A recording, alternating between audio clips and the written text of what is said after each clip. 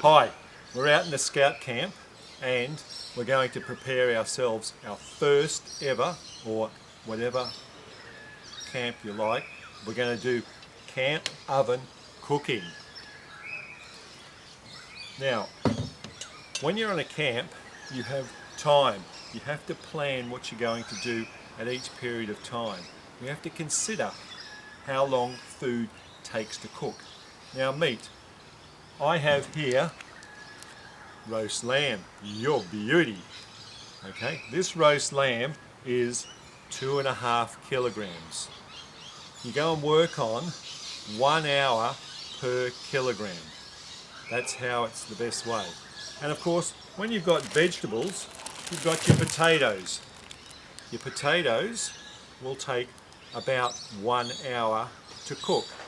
So you get nice roast potatoes.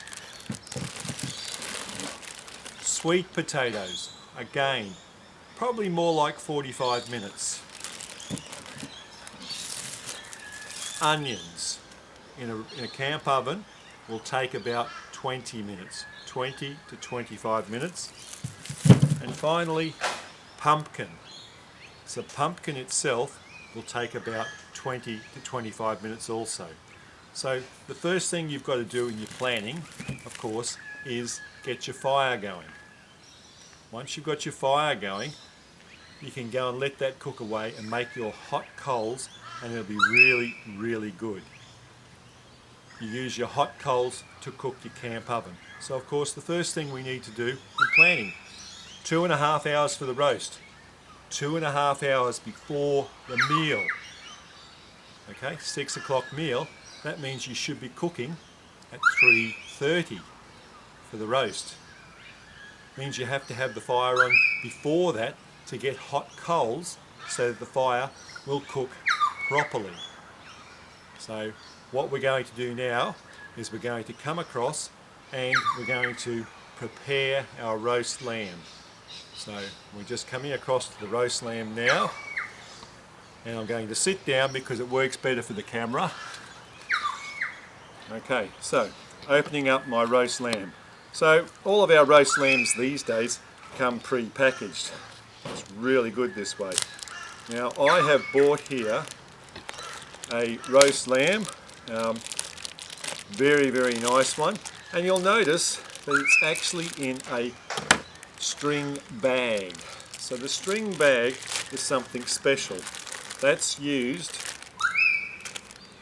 to hold it together, because I purchased a boneless roast lamb. So when I'm working with my boneless roast lamb, I don't want to cut these strings. Okay, I'm going to put rosemary in it. You can easily put garlic, rosemary, butter, or anything else you like to make some nice flavours with your roast lamb. So I've got to get my knife under the string. And the way you do this is carefully, of course. It's always fun, because I don't want to cut the strings, but I want to cut slots in the actual meat. Okay, so I'm cutting these slots, and these slots are where I'm going to put my flavours. However you do your flavours, that's where they're going to go.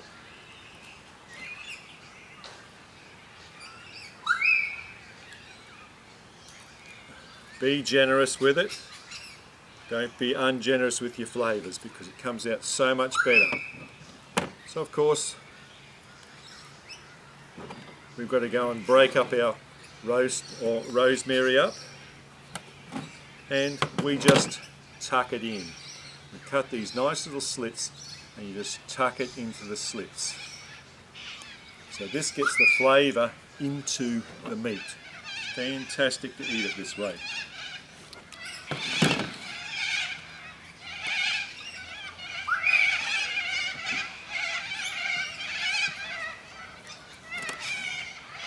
You can put anything you like in there, and this just takes time.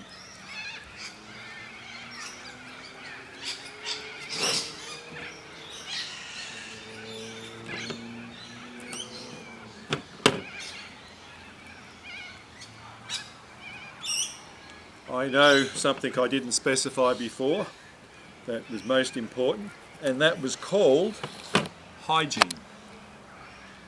Hygiene is very important on a camp. So yes, I have washed my hands. I have got my surface here sterilized as well. So everything is good. So being good, I'm stuffing this nicely full of rosemary.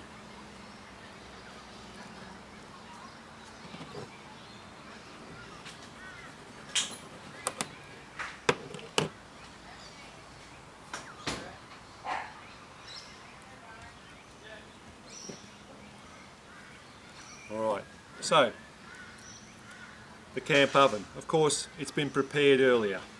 I have inside my camp oven, I have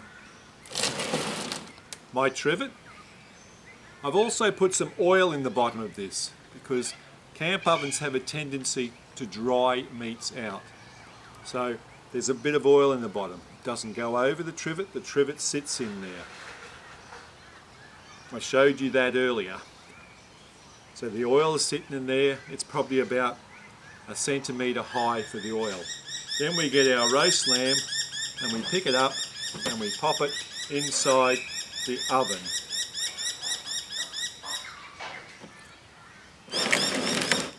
Lid goes on, and of course we're ready to put that in the fire. That fire, as I mentioned earlier, we've had going for close to an hour and a half. So you have to really plan your whole time with how you're going to do this. Hour and a half to get hot coals, 2.5 hours to cook, and you're going to do the vegetables whilst the roast is started to cook. Right, the roast lamb is in the camp oven now, of course, ready to go. So we prepared on our blood board. Okay, notice I made it a red board. We can't contaminate our foods. Okay? Best way, we get rid of our blood board and we take it away totally. So it's now gone. And what we're going to do for cutting our vegetables up is have a nice clean one. I have a green board for this. Now, the potatoes I've chosen, fortunately for me, are washed potatoes. So there's no dirt on them. It's fantastic when there's no dirt, but still we've got to do the jobs of peeling the skin off. So I used the good old vegetable peeler.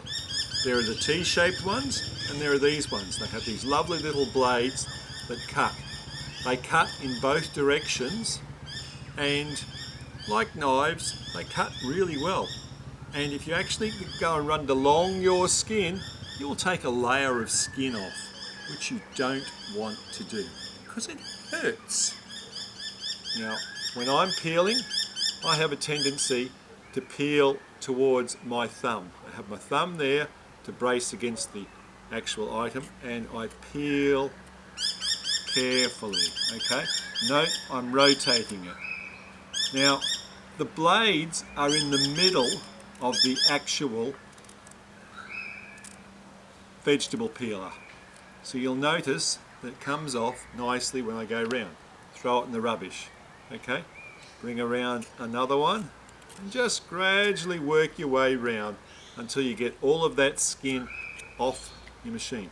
Watching all the time to ensure that you're not going to cut yourself or anyone else.